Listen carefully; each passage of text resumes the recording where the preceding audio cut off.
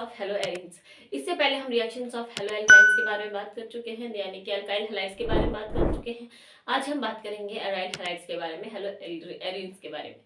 तो देखो, जैसे हमने अल्काइल हैलाइड्स के बारे में, जहां पर हमने हेलो एल्काइल की बात की थी, वहां पर हमने 3 तरह की रिएक्शन देखी थी। कौन कौन से? Nucleophilic substitution reaction, elimination reaction and reaction with metal. Okay, similarly हम यहाँ पर बात करेंगे रिएक्शन ऑफ हेलो एरिन्स में। सबसे पहले रिएक्शन हम देखेंगे यहाँ पर कौन सी? Nucleophilic substitution reaction. Nucleophilic substitution reaction.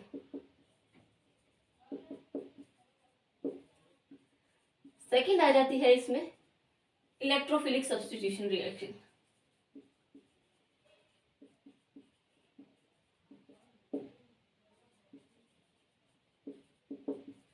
Substitution reaction. और थर्ड आ जाती है इसमें रिएक्शन विथ मेटल।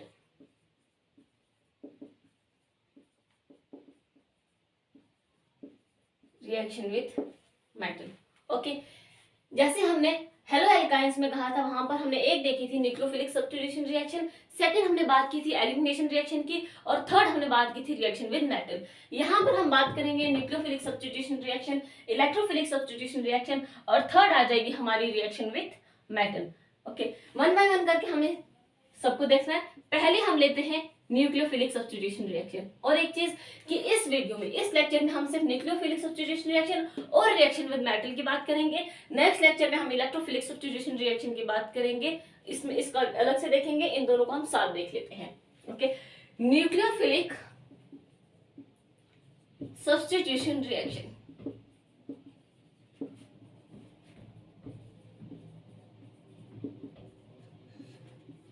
इसमें हम कहते हैं कि जो भी हमारे एराइल हैलाइड्स होते हैं वो कम रिएक्टिव होते हैं टुवर्ड्स न्यूक्लियोफिलिक सब्स्टिट्यूशन रिएक्शंस। यहां पे लिखो कि aryl halides are less reactive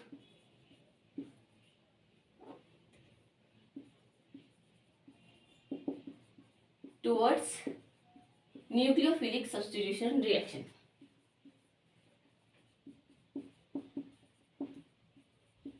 और ऐसा क्यों होता है? इसके कई रीजन हैं। ऐसा क्यों होता है? इसके कई रीजन हैं। और सबसे पहले रीजन जो हम देखेंगे वो आएगा इसका रेजोनेंस इफेक्ट। क्लियर? तो बात करते हैं सबसे पहले न्यूक्लियोफिलिक सब्स्टिट्यूशन रिएक्शन में रेजोनेंस इफेक्ट की बात करते हैं। पहला आ जाता है हमारा रेजोनेंस इफेक्ट। ठीक है, ये है एक हमारा एराइल हैलाइड।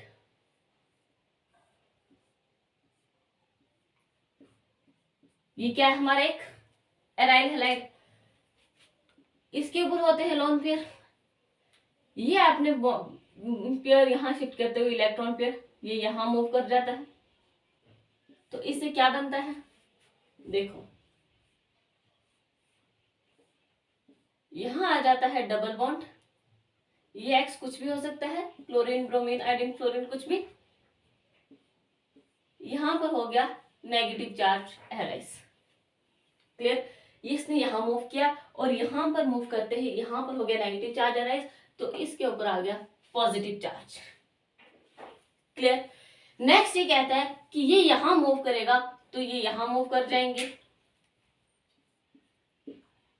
देखो कैसे, इस तरह से इसने यहां मूव किया तो यहां पे नेगेटिव चार्ज अराइज हो गया। इस हेलोजन के ऊपर एक पॉजिटिव चार्ज है। सिमिलरली ये यहां मूव करेगा और ये यहां मूव कर जाएंगे। क्लियर? कुछ ऐसे, यहां पे नेगेटिव चार्ज एक्स और यहां पर आ गया पॉजिटिव चार्ज। क्लियर? अब जो हमने ये बनाए, ये हमारे बने रेजोनेटिंग स्ट्रक्चर। ये क्या बने? हमारे रेजोनेटिंग स्ट्रक्चर बने। अगर हम इसे ध्यान से देखें तो यहाँ पर जो इलेक्ट्रॉन पेयर कॉन्जुगेशन में आ रहे हैं, ये रिंग के पाई इलेक्ट्रॉन में आ रहे हैं। रिंग के जो पाई इलेक्ट्रॉन्स हैं उनके साथ ही अपनी कॉन्जुगेशन शो कर रहे हैं। ये वाले इलेक्ट्रॉन पेयर इन पाई इलेक्ट्रॉन्स के साथ अपनी कॉन्जुगेशन शो कर रहे हैं। यहाँ पे क्या होता है कि जो हमारा इस कार्बन का और ये हेलोजन का जो बॉन्ड होता है इस कार्बन में और इस हेलोजन में जो बॉन्ड बनता है ये पार्शियल डबल बॉन्ड करैक्टर बन जाता है। क्यों? क्योंकि रेजोनेंस की वजह से ये पार्शियल डबल बॉन्ड करैक्टराइज हो रहा है यहाँ पे, जिसकी वजह से हम ये कहते हैं कि जो ये बॉन्ड क्लीवेज होती है ये काफी ज्यादा डिफिकल्ट हो जाती है as compared to that of the haloalkanes के बारे में हमने बात की थी। Therefore, they are less reactive towards nucleophilic substitution reaction. Clear? इतना क्लियर है कि यहाँ पर जो ये हमारे कार्बन और हेलोजन के बीच में जो बॉन्ड है ये पार्शियल डबल बॉन्ड करैक्टर जो होता है इसमें अराइज हो जाता है, जिसकी वजह से हम इसे ब्रेक नहीं कर सकते, ये बॉन्ड क्लीवेज नहीं हो सकती और इसीलिए हम कहते हैं कि जो हेलो एरीन्स होते हैं they are less reactive as compared to that of the haloalkenes towards nucleophilic substitution reaction. Clear? जैसे हमने रेजोनेंस इफेक्ट की बात की, इसी तरह से एक और रीजन आ जाता है हमारा क्या, hybridization state. Hybridization state, hybridization में हम ले लेते हैं, ये है हमारा एक एराइल हैलाइड। क्लियर? और ये है हमारा एक एल्काइल हैलाइड। क्लियर है ना? यहाँ पे इस कार्बन की जो हाइब्रिडाइजेशन स्टेट होती है ये कितनी होती है, sp2। और अगर बात करें हम इस कार्बन की तो इसके पास होती है sp3, यानी कि इसके पास जो होता है वो क्या होता है, that is greater s character, इसका s करैक्टर ज्यादा होता है, और अगर इसकी बात करें that is less s character. Clear? इसके पास s करैक्टर ज्यादा होता है और इसके पास उसके पास s करैक्टर कम होता है और इसके पास s करैक्टर ज्यादा होता है। और इसी की वजह से हम ये कह सकते हैं कि CX यहाँ पर जो बॉन्ड होते हैं यहाँ पे therefore hold the electron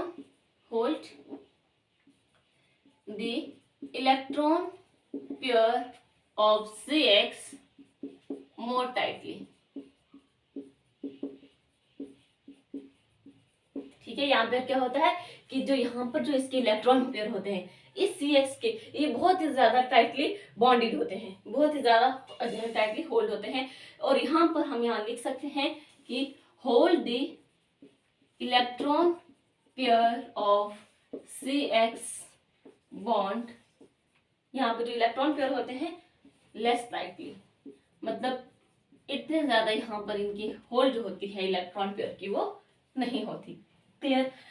अगर हम इसमें कहें, यहाँ पर हम ये कह सकते हैं कि जो इनके हाइब्रिड ऑर्बिटल्स होते हैं वो स्मॉलर होते हैं, स्मॉलर हाइब्रिड ऑर्बिटल्स।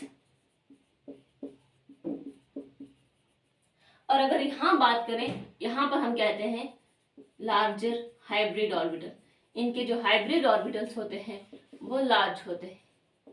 क्लियर? इनके हाइब्रिड ऑर्बिटल्स स्मॉल होते हैं, उनके हाइब्रिड ऑर्बिटल्स लार्ज होते हैं। और इसी में हम कहते हैं कि जो इनकी बॉन्ड लेंथ होती है वो भी स्मॉल होती है, स्मॉलर बॉन्ड लेंथ। इनकी बॉन्ड लेंथ जो होती है वो काफी कम होती है as compared to that of this. इनकी जो बॉन्ड लेंथ होती है वो भी ज्यादा होती है, लार्जर बॉन्ड लेंथ। और बॉन्ड लेंथ कम होने की वजह से बॉन्ड स्ट्रेंथ जो होती है वो काफी ज्यादा होती है, देयरफॉर मोर बॉन्ड स्ट्रेंथ।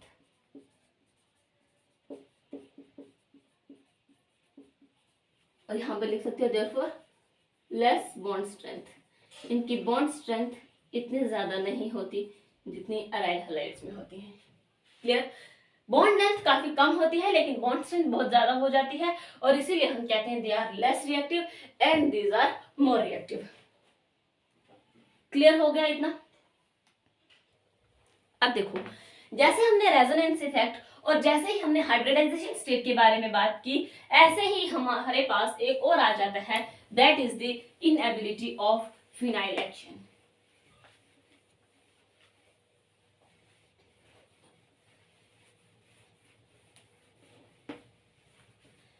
नेक्स्ट हम देखते हैं inability of phenyl action. Third,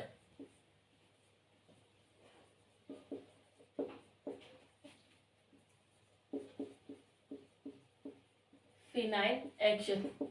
यहां पे क्या होता है, देखो हमारे पास है एक एराइल हैलाइड। क्लियर? ये है हमारा एक एराइल हैलाइड। यहाँ पे है x। इसने क्या किया, जैसे ही x यहाँ से बाहर गया तो इसके ऊपर क्या हो जाता है, एक पॉजिटिव चार्ज अराइज हो जाता है, इस कार्बन के ऊपर एक पॉजिटिव चार्ज, प्लस यहाँ से x नेगेटिव, यानी कि एक लिविंग स्पीशीज बाहर चली जाती है। क्लियर। अगर हमारे पास हो एक एल्काइल हैलाइड तो यहाँ पर क्या होता है कि यहाँ पे भी पॉजिटिव चार्ज अराइज हो जाता है x के बाहर निकलने पर। कोई भी लिविंग स्पीशीज होती है उसके बाहर निकलने के बाद यहाँ पर पॉजिटिव चार्ज अराइज हो जाता है और यहाँ पे भी क्या हो जाता है, एक पॉजिटिव चार्ज अराइज हो जाता है। इसके बाद जब यहाँ से लिविंग स्पीशीज निकल जाती है तो ये पॉजिटिव चार्ज इतना ज्यादा यहाँ पे स्टेबल नहीं हो सकता और इसे हम ये कहते हैं that is these are less stable. ये इतने ज्यादा स्टेबल नहीं होते लेकिन ये मोर स्टेबल। ये क्या होते हैं, ज्यादा स्टेबल होते हैं और ये लेस स्टेबल होते हैं। हमारे पास एक कार्बोकेटाइन वाला ऐसा और एक अगर हमारे पास ऐसा हो कार्बोनाइल, तो इनमें अगर बात करेंगे तो ये हमारे पास ज्यादा स्टेबल होते हैं, मोर स्टेबल, और ये हमारे पास लेस स्टेबल। क्लियर। ये इस तरह से होता है। आपको देखना है कि अल्काइल हैलाइड और एराइल हैलाइड में मोर स्टेबल कौन सा होता है और लेस स्टेबल कौन सा होता है। ये आ जाता है अपनी लिविंग स्पीशीज को लिव करते हुए, यहाँ पे ये अपनी स्टेबिलिटी कम शो करता है और ये ज्यादा स्टेबल होता है। क्लियर। तो इसलिए हम यहाँ पर ये कह सकते हैं कि these are the less reactive. जो एराइल हैलाइड्स होते हैं they are less reactive towards nucleophilic substitution reaction. Clear. क्योंकि यहाँ पर जो हमारे पास फिनाइल कार्बोकेटाइन बना ये इतना ज्यादा स्टेबल नहीं होता कि ये सब्स्टिट्यूशन कर सके। ये जो कार्बोकेटाइन है ये सब्स्टिट्यूशन शो नहीं कर सकता। नेक्स्ट बात करते हैं कि न्यूक्लियोफाइल और बेंजीन के बीच में रिपल्शन होती है। रिपल्शन बिटवीन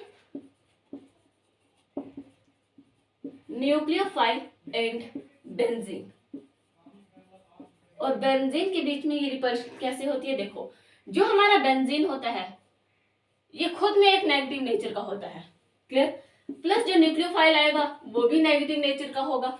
जब दोनों के नेचर नेगेटिव होगी तो क्या ये आपस में कभी भी अट्रैक्शन शो करेंगे? कभी भी क्या नेगेटिव बेंजीन की ओर आएगा, नेगेटिव नेगेटिव की ओर आएगा? कभी नहीं आएगा। ये हमेशा क्या करते हैं, रिपल्शन शो करते हैं। ये क्या शो करते हैं, रिपल्शन शो करते हैं। और जिसकी वजह से हम कहते हैं कि कभी भी कोई भी न्यूक्लियोफाइल जो होता है वो बेंजीन की ओर जो होता है अट्रैक्ट नहीं कर सकता। वो हमेशा क्या करता है, रिपल्शन शो करता है। क्यों? क्योंकि बेंजीन खुद में एक नेगेटिव नेचर का होता है और जो न्यूक्लियोफाइल होता है वो भी नेगेटिव नेचर का होता है। नेगेटिव और नेगेटिव कभी भी मिलकर आपस में अट्रैक्शन शो नहीं कर सकते। क्लियर। तो ये आ गया कि towards the nucleophilic substitution reaction कि जो हमारी एराइल हैलाइड्स होते हैं ये कम रिएक्टिव होते हैं। नेक्स्ट हमारे पास आ जाता है न्यूक्लियोफिलिक सब्स्टिट्यूशन में हम देखते हैं, ये तो हमने इसके रीजन पढ़े। अब हम लेते हैं replacement bye hydroxide group. Replacement bye, ये इसका रीजन है। ये न्यूक्लियोफिलिक सब्स्टिट्यूशन के जो रीजन थे वो 4 हम देख चुके हैं। हाइड्रोक्साइड ग्रुप, देखो हमारे पास है एक एराइल हैलाइड। मान लो हमारे पास यहाँ पे क्या है, एक क्लोरीन है। ये क्या है, एक एराइल हैलाइड। इस एराइल हैलाइड की रिएक्शन जब हम करवाते हैं किसके साथ, NaOH के साथ एट 623 केल्विन, तो यहां पर हमारे पास क्या बनता है, ONA, और ये क्या है, सोडियम फिनोक्साइड। क्या बना ये हमारा, सोडियम फिनोक्साइड। फर्दर जब हम इसकी रिएक्शन HCl के साथ करवाते हैं तो ये हमारे पास बनता है OH, यानी कि एक फिनोल। क्या बना हमारे पास, ये एक फिनोल। ये हमारे पास है क्लोरोबेंजीन। ठीक है, ये क्या है हमारे पास, एक क्लोरोबेंजीन। इस क्लोरोबेंजीन को जब हमने NaOH के साथ रिएक्शन करवाई तो हमारे पास यहाँ पर क्या बना, एक सोडियम फिनोक्साइड, जिसकी फर्दर HCl के साथ करवाने पर फिनोल बना। और यहाँ से हमारे पास क्या होता है, प्लस NaCl यहाँ से बाहर हो जाता है। ये NaOH जो होता है ना, ये बहुत ही ज्यादा स्ट्रॉन्ग बेस होता है। यहाँ पे देख सकते हैं एक्सट्रीमली स्ट्रॉन्ग बेस, ये काफी स्ट्रॉन्ग बेस होता है। क्या करता है, HCl यहाँ पर OH नहीं, इसके पास चला जाता है, HCl यहाँ से बाहर। फर्दर HCl के साथ हम करेंगे सोडियम फिनोक्साइड के साथ, तो यहाँ से फिनोल की रिएक्शन।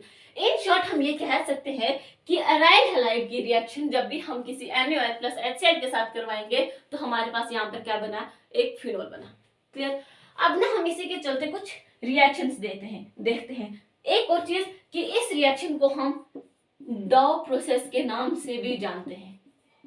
डाउ प्रोसेस के नाम से भी हम इस रिएक्शन को जानते हैं। क्लियर। नेक्स्ट हम कहते हैं कि कोई भी इलेक्ट्रॉन विथड्रॉइंग ग्रुप अगर हमारी ऑर्थो पोजीशन पे या पैरा पोजीशन पे होगा तब हम इसकी रिएक्शन देखते हैं कि किस तरह से होगी। और अगर मेटा पोजीशन की बात करेंगे क्या होगा, मेटा पोजीशन पे बेसिकली रिएक्टिविटी कम हो जाती है, ऑर्थो पैरा पोजीशन पे इसकी रिएक्टिविटी इंक्रीज हो जाती है। तो देखते हैं वन बाय वन हम इसके बारे में। देखो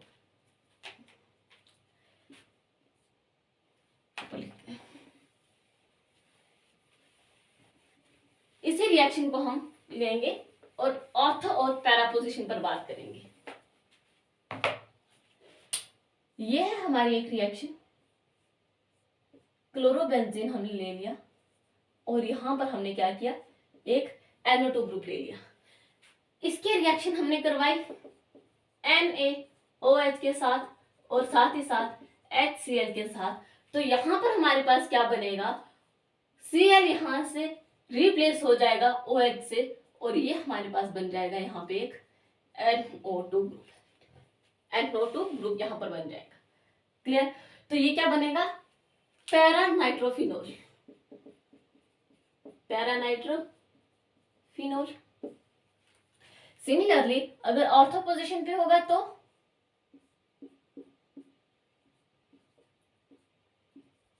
NO2 NaOH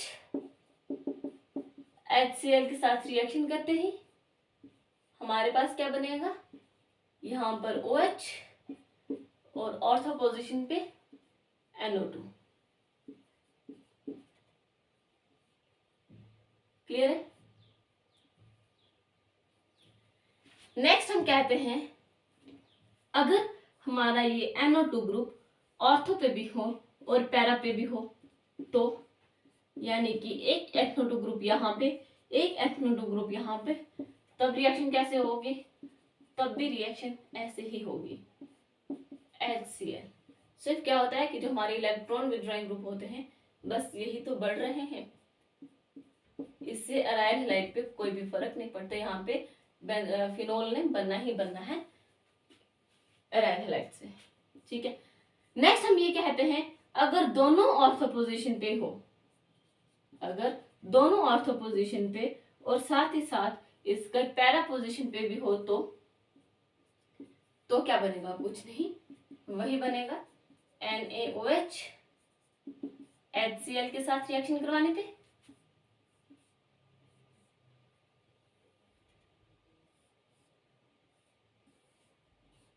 एक NO2 ग्रुप यहाँ पे, एक NO2 ग्रुप यहाँ पे और एक NO2 ग्रुप यहाँ पर और यहाँ बन जाता है OH। क्लियर। अब ये जो कंपाउंड है इसका एक नाम है, इसको हम जानते हैं पिक्रिक एसिड के नाम से। पिक्रिक एसिड के नाम से यहाँ पर क्या होता है कि 3 इलेक्ट्रॉन विथड्रॉइंग ग्रुप जो होता है यहाँ पर आ जाता है। और ये जो पिक्रिक एसिड होता है ना, ये काफी ज्यादा स्ट्रॉन्ग एसिड होता है। अब क्वेश्चन ये होता है कि ये एसिड कैसे हुआ, इसके ऊपर कोई भी COH ग्रुप तो है नहीं, फिर ये स्ट्रॉन्ग एसिड कैसे हुआ। स्ट्रॉन्ग एसिड इस तरह से हुआ कि हमारे पास दोनों ऑर्थो पोजीशन और पैरा पोजीशन पे 3 इलेक्ट्रॉन विथड्रॉइंग ग्रुप आ जाते हैं। और ये 3 इलेक्ट्रॉन विथड्रॉइंग ग्रुप इतने ज्यादा इलेक्ट्रॉन विथड्रॉइंग नेचर शो करते हैं कि यहाँ से जो हमारा OH का H पॉजिटिव होता है ये इजिली यहाँ से रिलीज हो जाता है। और जिसकी वजह से हम ये कह सकते हैं कि ये एक एसिडिक नेचर शो करता है। किस वजह से, क्योंकि H जो होता है H पॉजिटिव OH से इजिली चला जाता है due to the presence of the 3 strong electron withdrawing group at ortho and para position. और इसकी वजह से हम ये कहते हैं कि ये काफी ज्यादा स्ट्रॉन्ग एसिड होता है। क्लियर। ऑल्दो इसमें कोई भी COH ग्रुप नहीं होता, लेकिन फिर भी ये एसिडिक नेचर शो करता है। अब ना हम इसी को लेते हैं इनको और देखते हैं कि ऑर्थो और पैरा पोजीशन पे इसकी रिएक्टिविटी किस तरह से ज्यादा होती है। पहले हम बात करते हैं इसकी।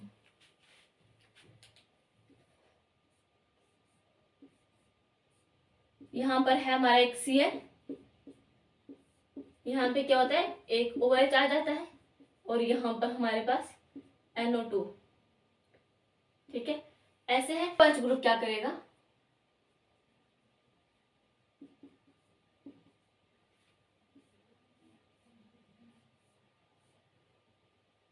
इस क्लोरीन पे आएगा और यहां से ये अपने इलेक्ट्रॉन यहां मूव कर देगा, यानी कि OH यहाँ पे, Cl यहाँ पे एक नेगेटिव चार्ज अराइज हो गया और यहाँ पर हमारे पास एक नाइट्रो ग्रुप था।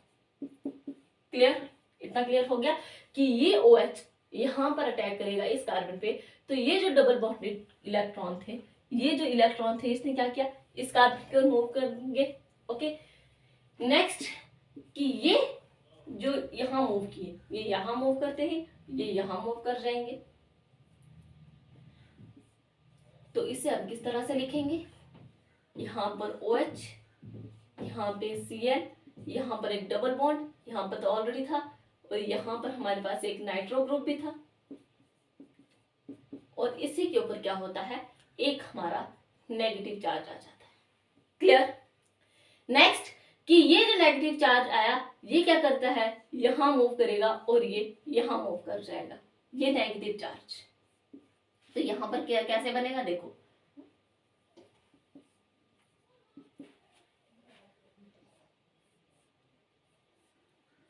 यहां पर एक OH ग्रुप, यहाँ पे Cl ग्रुप ऑलरेडी है, इलेक्ट्रॉन्स ने यहाँ मूव किए, नेगेटिव चार्ज यहाँ पर आया, यहाँ पर बन गए डबल बॉन्ड, यहाँ पर ऑलरेडी डबल बॉन्ड है, NO, यहाँ पे नेगेटिव चार्ज और यहाँ पे पॉजिटिव चार्ज। और क्लियर। फर्दर ये यहाँ मूव करते हैं, Cl यहाँ से बाहर। तो देखो रिएक्शन कैसे होती है कि ये इसने यहाँ मूव किया, इसने यहाँ, और इसके ऊपर आ जाता है एक OH ग्रुप और यहाँ पे आ जाता है एक नाइट्रो ग्रुप। क्लियर। यहाँ पे क्या हो गया, एक नाइट्रो ग्रुप। ये हम पैरा नाइट्रो की बात कर रहे हैं कि इसमें ये रिएक्शन किस तरह से चलती है। क्लियर। तो यहाँ पर देखो कि जो नेगेटिव चार्ज, जहां पर हमारा नाइट्रोजन था, यहाँ पर क्या हुआ, एक नेगेटिव चार्ज अराइज हुआ, नाइट्रोजन के साथ जो कार्बन बॉन्डेड है उसके ऊपर क्या हुआ, एक नेगेटिव चार्ज अराइज हो गया। सिमिलरली जैसे हमने पैरा की बात की, इसी तरह से हम अगर नाइट्रो की बात करें, ठीक है, अगर हम नाइट्रो लेंगे, इसी में चेंज करते हैं, मान लो कि ये नाइट्रो ग्रुप हमारा यहां ना होने के बजाय यहां पर होता, अलग से रिएक्शन कर लेते हैं। देखो जैसे हमने पैरा में बात की, इसी तरह से हम बात करते हैं अब नाइट्रो में।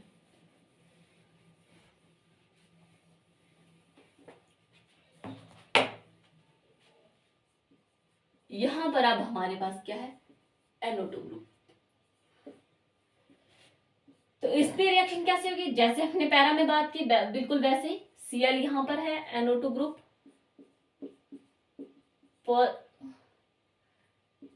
पॉजिटिव, नेगेटिव और ये आगे बॉन्ड। यहां पर क्या हुआ कि हमारा OH आया, ये OH इसने क्या किया, यहां पर अटैक किया और यहां से इलेक्ट्रॉन ने इस कार्बन की ओर मूव किए, यहां पर Cl आ गया, यहाँ पे OH और नाइट्रो ग्रुप तो हमारे पास ऑलरेडी है, नेगेटिव पॉजिटिव। तो यहां पर जब इसने मूव किए तो यहां पर आ गया नेगेटिव। क्लियर। नेक्स्ट क्या करेगा, ये यहां मूव कर देगा और ये यहां पे मूव करेगा, तो रिएक्शन कैसी होगी उसमें भी देखते हैं। यहां पर आ जाते हैं नेगेटिव, यहाँ पे डबल बॉन्ड, NO पॉजिटिव, तो यहाँ एक OH ग्रुप है, यहाँ पर Cl ग्रुप है। इतना क्लियर है। नेक्स्ट कि ये यहां मूव करेंगे और इसने यहां मूव कर दिया, यहाँ पे एक OH ग्रुप था, यहाँ पे हमारे पास एक Cl यानी कि क्लोरीन, और ये आ जाता है एक नाइट्रो ग्रुप। तो यहाँ पे क्या होता है कि एक नेगेटिव चार्ज यहाँ चला जाता है। नेक्स्ट कि ये यहाँ जाएगा और ये यहाँ से बाहर,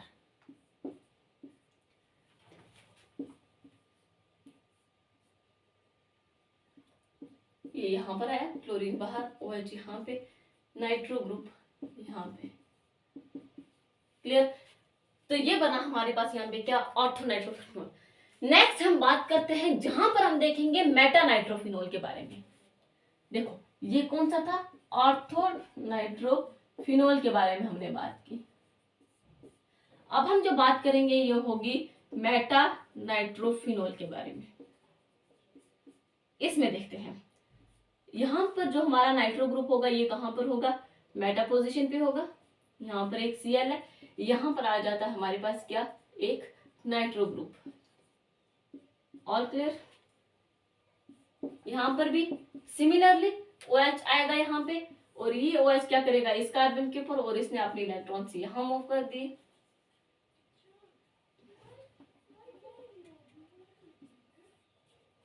ठीक, अब देखो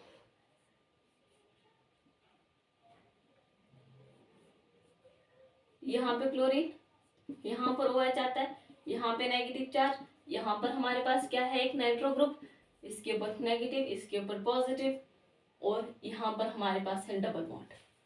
नेक्स्ट हम यहाँ पर कहते हैं कि ये यहाँ मूव करेगा तो ये इलेक्ट्रॉन्स अपने यहाँ मूव कर जाएंगे,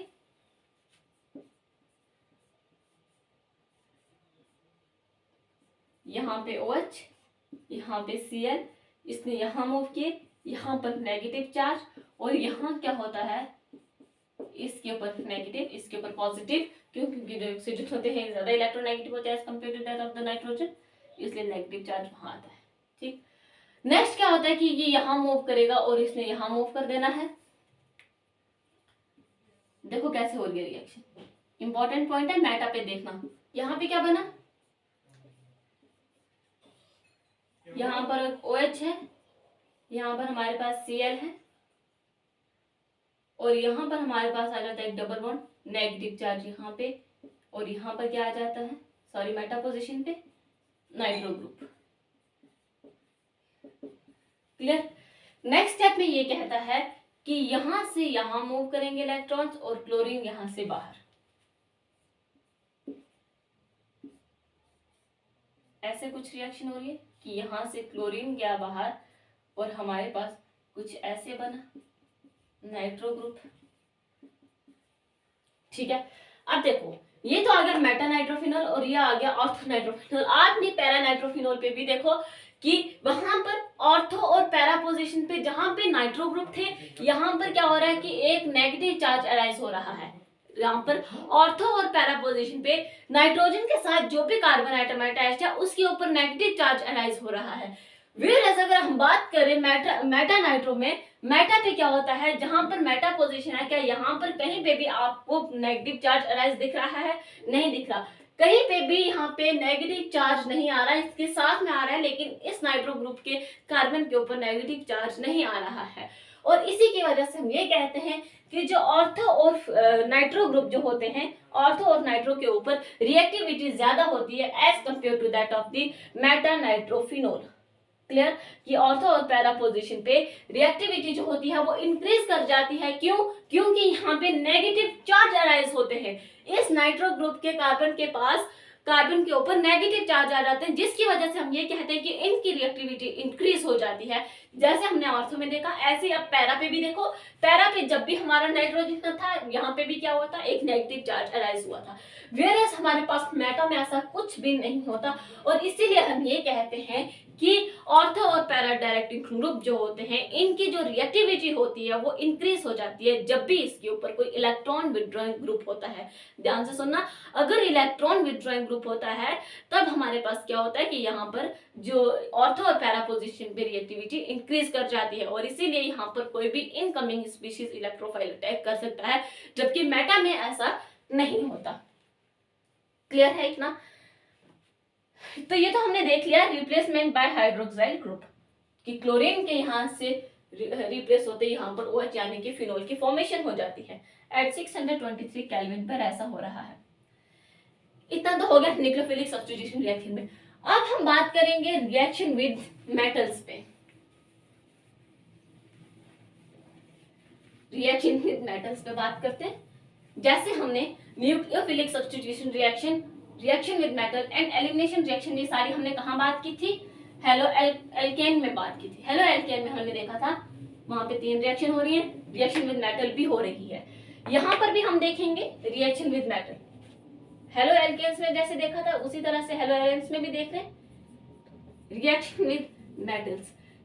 मेटल्स में मोस्टली हमें यहाँ पर नेमिंग रिएक्शन भी देखने को मिलती है। इसमें रिएक्शन विद मेटल में यहाँ पर सबसे पहली नेमिंग रिएक्शन आ जाती है Wurtz Fittig reaction. Wurtz Fittig sorry reaction. Wurtz Fittig reaction एक काम करना कि जब भी जहां पे भी नेमिंग रिएक्शन आती है, नेमिंग रिएक्शन की ना एक अलग से नोटबुक बना के रखना। उससे क्या होता है कि जब भी आपको कोई फाइनल एग्जाम होता है तो इजीली आप वहां से एक ही नोटबुक से सारी की सारी नेमिंग रिएक्शन देख सकते हैं। अब देखो यहाँ क्या होता है, वुड्स फिटिंग रिएक्शन में हम क्या करते हैं, हमारे पास है एक alkyl halide, sorry aryl halide. यहाँ पर हम मान ले हमारे पास कोई भी एराइल हैलाइड है और इसकी रिएक्शन, या यहाँ पर हम ले लेते हैं लेट्स सपोज क्लोरीन ले लिया, इसकी रिएक्शन हम जिस मेटल के साथ करवाएंगे वो मेटल हम यूज करेंगे यहाँ पे सोडियम, प्लस यहाँ पर आपके पास आ जाता है एक एल्काइल हैलाइड और यहाँ पर ये रिएक्शन हो रही है ड्राई ईथर की प्रेजेंस में। ड्राई ईथर की प्रेजेंस में रिएक्शन हो रही है तो यहाँ से आपके पास जो फाइनल प्रोडक्ट बनता है ये बनता है कुछ ऐसा, यहाँ पे CH2 CH3 plus twice of NaCl यहाँ से बाहर। पता चला कैसे, देखो ये Cl और ये Cl, ये दोनों Cl इस सोडियम के साथ मिलके बाहर, और ये कार्बन क्या करता है, इस कार्बन पे जो हमारे बेंजीन का कार्बन था इस कार्बन पे अटैक करता है और यहाँ पर हमारे पास फाइनल प्रोडक्ट यहाँ पे एक एल्काइल डेरिवेटिव बन जाता है। क्लियर, ये हमारे पास क्या हुआ, एक एल्काइल डेरिवेटिव है ये हमारा। ठीक, जैसे हमने वुड्स फिटिंग रिएक्शन में बात की कि एक हमारा एराइल हैलाइड एक हमारा एल्काइल हैलाइड किसी सोडियम के साथ मिलकर हमारे पास जो फाइनल प्रोडक्ट बनाते हैं बना देते हैं एल्काइल डेरिवेटिव। नेक्स्ट हमारे पास एक और रिएक्शन आ जाती है जिसको हम फिटिंग रिएक्शन के नाम से जानते हैं, और इस रिएक्शन में क्या होता है वो भी देख लें। इस रिएक्शन में क्या होगा, जैसे हमने वुड्स फिटिंग रिएक्शन में एक एराइल हैलाइड और एक एल्काइल हैलाइड यूज किया, इस रिएक्शन में हमारे पास दोनों के दोनों आ जाते हैं एराइल हैलाइड्स प्लस एक और एराइल हैलाइड आपके पास आ जाता है इसमें, यानी कि यहाँ पर 2 एराइल हैलाइड 2 सोडियम मेटल के साथ रिएक्ट करेंगे। ये रिएक्शन कुछ ऐसे शो करेगी। सिमिलरली ये रिएक्शन भी होती है वुड्स फिटिंग रिएक्शन की तरह, ये रिएक्शन भी ड्राई ईथर की प्रेजेंस में ये रिएक्शन चलती है, ड्राई ईथर। अब वुड्स फिटिंग रिएक्शन क्या हुआ, वहां पर अल्काइल डेरिवेटिव बने, लेकिन यहाँ पर ऐसा ना होते हुए यहाँ पर हमारे पास जो फाइनल प्रोडक्ट आएंगे वो हमारे बनेंगे बाइफिनाइल्स। बाइफिनाइल्स कौन से हुए कि 2 फिनाइल ग्रुप आपस में जुड़ रहे हैं, बाइफिनाइल। ठीक है, फिटिंग रिएक्शन में हमने देखा कि यहाँ पर बाइफिनाइल की प्रोडक्ट बन रहे हैं, फॉर्मेशन हो रही है, जबकि वुड्स फिटिंग रिएक्शन में अल्काइल डेरिवेटिव की फॉर्मेशन हो रही थी। तो ये आती है हमारी रिएक्शन विद मेटल्स। इसके बाद हम जो बात करेंगे इस वीडियो में सिर्फ इतना ही रखेंगे, नेक्स्ट वीडियो में हम बात करेंगे इलेक्ट्रोफिलिक सब्स्टिट्यूशन रिएक्शन की बात करेंगे, और ये देखेंगे कि उसमें हम नेक्स्ट नाइट्रेशन हैलोजिनेशन उनके मैकेनिज्म भी हम बात करेंगे, वो सब हम नेक्स्ट वीडियो में बात करेंगे। इस वीडियो में इतना ही, एंड आई होप ये वीडियो आपके लिए हेल्पफुल रहा होगा, इससे आपको कुछ सीखने को मिला होगा, and thank you so much.